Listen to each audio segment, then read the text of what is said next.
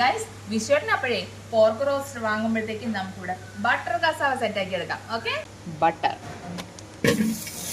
ഇട്ട് കൊടുത്തു. ഇനി കസാവയും കൂടി അങ്ങ് ചേർത്ത് കൊടുക്കാം.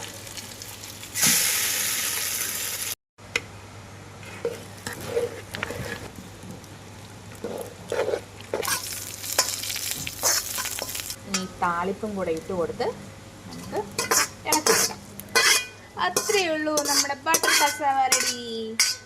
ഗായ്സ് ദാ നമ്മുടെ കസാവയും പോർക്ക് റോസ്റ്റും കൂടെ നല്ല അടിപൊളി ഒരു കട്ടൻ ചായയുണ്ട്.